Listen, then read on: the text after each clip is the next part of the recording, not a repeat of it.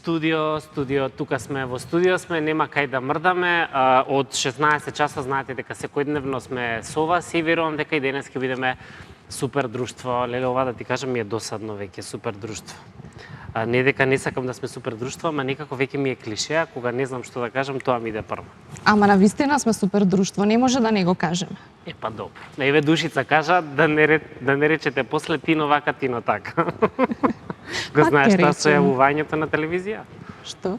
Сега ова гледач, нели, на оние емисиите каде што секој може да каже свое мислење и го кажува ставот и така натаму и на крај водителката му вика се извинувам само уште кој се јавува? Не, ќе си останам јас анонимен, да не речат после Миле вака, Миле така. Затоа викам да не речете после Тино вака, Тино така. Ова Душица го изјави, а јас се согласувам со се што ќе каже, барем додека сум во емисија, бидејќи така можам да контролирам што зборува. Кога не сум, ми пренесуваат, ама тоа е што е. Немој си зборувала за мене лошо. Ќе кажам по нешто. Туку ружите ни Та знаат свенале. гледачите, нема што да се каже. Ќе ти рече Ружица. Душица, ружите ни свенале. Розета. Треба сме добри домаќини, оддамна не сме ги полеале со вода. Јас немав време вчера, имавме многу гости. 6, ако не се лажам. Јас реков јазичар сум, не ми оди баш со бројките, ама ако не се лажам, 6 луѓе во студиото, така што не стигнав да ги полеам. Инаку многу сакам цвеќе. Ќе го средиме тоа. Овие ружи се вечни и траат цела година. Колега. Роза или ружа? Роза. Ружа е неправилно? Роза, колега. Роза имавме на комшивка Роза, например. Па и Роза. Па добро. Може да секојдневно да имаме како кратко предавање, правилно и неправилно, зборови кои што ги користиме, а не треба да ги користиме. Може и така, нели? Може. Супер Роза, односно Ружа. Имаме супер гости, млади, талентирани, луѓе кои што ниту во ова ново нормално, како што веќе сите го нарекуваат, не се откажуваат од уметноста и првите и вториот гостин е баш поврзан со тоа. Може би се слична генерација, важно е дека навистина се креативни, дека има еден супер настан. Едниот нешто ми се мршти сега, ама ќе го прашам зошто и како. Вита е изложбата која што има заедничко, станува збор за нешто мултимедијално, споено видео со фотографија и баш ме интересира како се споија тие двајца и всушност како се случи Вита. Така. Ла Вита е бела. Ла Вита е бела, мислам треба да звучи малку по природно италијански, нели? Ама Италијански или италијански? Ако го знаеме, италијански. Добро е. Па со име и презиме И повелеле па професорке? со име и презиме, јас реков од вчера си консултирам литература кога си имење и презимење во прашање, да не сгрешам, некој да не ми се налути. Во нашето студио им велиме добре дојде на Жарко Чулик и Филип Петковски. Повелеле во студио. Повелета. Како сте? Супер, вие Ќе си се поздравиме со Добре вака жарен дојдовте. нека биде. Дечки, добре ни дојдовте. Добро ве најдовме. Како Здраво. сте? Филип за прв пат, Жаре за втор, Трет. мислам, или трет? Мислам дека трет. Ти секоја сезона по едно гостување. Си работи човекот. Има што да каже. Си работи. Добре ли сте? Одлично, да. Активни. Па колку Вита можеме. се случи Вита. Да, Како се се случи. споивте вие двајца? Па по принцип се знаеме од град. Да, и Имаме некое заедничко друштво, заеднички Да. другари. Последниве неколку години, да речам, се дружиме низ град. да. И се познаваме, знаеме кој што работи и Филип уствари е иницијатор нели на целиот проект, со тоа што он мене ме покани да бидам дел од проектот Вита. Супер. Зошто се намршти кога ве најував? Затоа што рече прилично иста генерација или исто годиште, ако ме поистоветува со годините на Филип, ти благодарам, пошто Филип е помлад од мене, ама секако супер. Па реков иста или слична? Па добро, да. Види Не сме ни 80, слични, мислам на но- 80-ти или 90-ти. Па Па јас сум во 90. Ти си веќе во Малце 90. утна, да. Од 90. Па ти си од помладите. добро. Помлад. Ние Да. може да кјутиме тројцата. Мислам дека... Но не се даваме на годините. Не се даваме. Не се даваме. Се камуфлираме покрај и помладите. Се дружиме со младите и таков ни е духот, затоа е така. Да, баш. Мислам дека годините стварно немаат никаква врска со ништо, нели? Некој може да биде стари со 20 години, а некој може да биде млад и со Точно. 79. Во буквална смисла на зборот. Да не мудрува многу. Сакам да го пуштиме на видео кое што е како Трейлер, краток тизер, сегмент, да. тизер за филмот кој што беше дел од оваа изложба и ќе се вратиме во студио со коментари и детали. Ова беше во МКЦ на 26 октомври, инаку изложбата е до оваа недела, ако добро сватив. И јас не стигнав на отварањето, но верувам дека ќе најдам време до недела да ја видам. Можам да заклучам дека ако со еден збор треба да го објаснам ова видео, јас видов емоција. Да. Буквално видов емоција. Од смеење до плачење. Од смеење до... Ама некако многу искрено, многу... Ние ја почнавме емисијата со смеење, се надевам нема да биде само со плачење. Само нека биде од радост плачењето и тоа е дозволено. И прве нека објасни малце Филип за тоа како дојде до идејата, односно што точно представува видео, па јас после ќе се надоврзам за тој останатиот технички дел како го изживевме. Може. А режијата па ќе ни помогни паралелно и фотографиите Супер. на позадина и видеото може да ги комбинираме за да имаме таа емоција постојана. Да. Во принцип се работи, значи, вита, нели, по латинскиот збор живот, односно јас сум колекционер на фотографии од почетокот на 20 век. Во принцип од жени во облечени, нели, во народни носи. Меѓутоа, цело време додека ги собирав овие фотографии, во главно ме интересира животите на сите овие жени, на сите овие девојки кои се представени на фотографиите. И во принцип гледаме некои неутрални фацијални експресии, односно недостаток на емоција. Така да сакав да направам еден контраст, односно главната тема на изложбата е како женското тело е објективизирано во овие црно-бели фотографии, а со тоа преку краткиот филм што е дел исто од изложбата, сакав да направам една драмска нарација, односно работев со мултиталентирани актерки и танчерки од Македонија.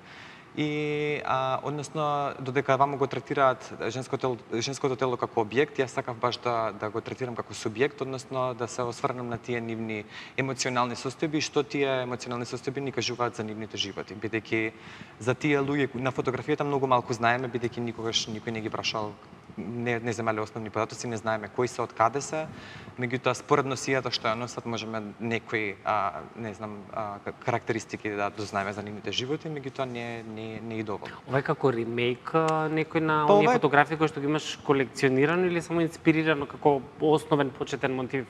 Па да, како му доаѓа како контраст, односно се што не може да ми долови таа црно-бела фотографија, сакав да го доловам на филм. Пред да продолжи Жарко, имам прашање до Филип. Да. Ова е редок тип на изложба која што не само што истражува, туку и критикува, колку што сватив? Да. Па добро, во принцип би требало, нели, секоја ликовна изложба, мислам било каква изложба од уметноста да критикува, мислам да го откритикува пред општеството во кое живееме, така да се земав за таква задача, односно критикува како гледаме на концептот женственост, како гледаме во принцип за колекционерите на народни носи кои се заинтересирани стриктно акцентот каде што е ставен на женското тело и како тоа облечено во носа, меѓутоа без некој поголем интерес за животот на овие луѓе, иако се сега, нели, тие мртви, мислам, потекнуваат, нели, од почеток на 20 век. Така да тоа ми беше главната замисла на изложбата и се надевам дека ја доловувам, не знам, преку фотографиите на Жарко, нели, кај што се изразени тие неколку емоционални состојби и преку видеото, преку таа нарација. Колку е тешко, Жарко, да се долови и да се фати вистинската емоција кога се фотографира? Па, не знам, јас секогаш кажам дека кога се работи со модели актери, професионални актери, како што можеме да видиме од видеото дека повеќето од актерки, се извинувам, е многу полесно, односно можам да кажам лесно и задоволство да се работи, меѓутоа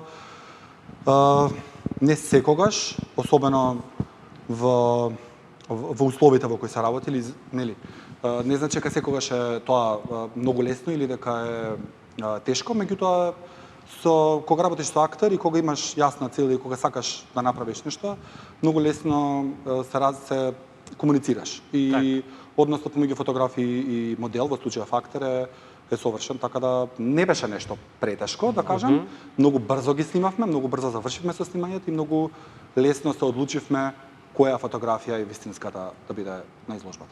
А што е полесно, да насмееш некого или да го расплачеш? видовме и такви Ева, емоции. тие професорските Да. прашања што не знаеш што да одговориш. Па јас мислам дека ако е задача на актерката е двете со иста тежина, да мислам и со иста леснина да ги изведе, така да луѓето со кои работевме, односно актерките и танчерките кои се ангажирани во проектот, баш со леснина и баш професионално ја изведоа својата задача. Мислам, јас и Жарко верувам сме апсолутно Од моја гледна точка најтешко е да го фатиш оној спонтан случаен момент кој ќе биде вистинскиот, затоа што некако е најредок од целиот тој процес на фотографирање.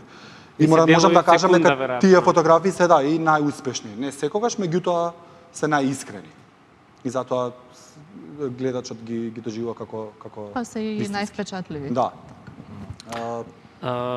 Велите дека на некој начин на оваа изложба ја истражува женственоста. Што дознавте за женственоста работејќи со актерките? Видите, двајцата сме мажи, не можеме да појдеме од себе, значи јас се консултирав со колешки кои повеќе истражуваат таа тема, кои се феминистки, нели? Меѓутоа, постојат некои, не знам, погрешни сваќања дека женственоста стрикно се поврзува со некакви идеали и норми кои се настанати, не знам, ради социјални медиуми, не знам што тие ни налагаат, како изгледа што представува концептот женственост, кога е жената женствена, во кои ситуации. Јас сакав да се навратам нели во минатиот век, односно на почетокот на 20-тиот век и да прикажам дека и покрај тоа што на овие фотографии женското тело е апсолутно целосно покриено, односно со носија, со марама на глава, нели? Тоа пак представува еден вид на женственост и тоа не значи дека костимот кој го носат им забранува или однеможува да бидат женствени. Така да во главно тоа ми беше инспирацијата. Мислам дека кај нас се уште погрешно се сваќа женственоста. И женственост се смета се што вулгарно веќе може да премине. Мислам дека онаа тинеџерска популација на девојчиња некако се борат со тој момент, бидејќи според социјалните мрежи женственост е нешто сосема друго. Нели, доколку носите патики и фармерки, не е баш женственост. А еве Душица како женско ќе ни каже што е женственост. Па најверојатно од машка гледна точка. Во фармерки машка кошула може да се поженствено сите останати. Се согласувам, нели со ролка може и со не мора да деколте значи за длабоко деколте, дека не знам жената е женствена, сексипилна и така натаму. Може буквално нели со ролка како велиме, со фармерки, со патики, со тренерки. Така, жената е жена. Така што секоја жена си има своја убавина и мислам дека сте го погодиле вистинскиот начин да ја прикажете жената, дури и во носија, како што рековте, покриена со марама и со носија, нели од глава до петици буквално, дека сепак е жена. Други атрибути има жената. Да, апсолутно, тоа беше, мислам, и главната замисла. Како е да се работи со фотографија? Како е да се работи на видео? Се живее или од ова уметност еве кај нас конкретно? Не знам, после овој малце потежок период за нас уметниците, конкретно ќе зборам во моје име и во име на Филип, видовме дека имаме недостаток од работа и било какви културни случувања, изложби или било што представи и така натаму.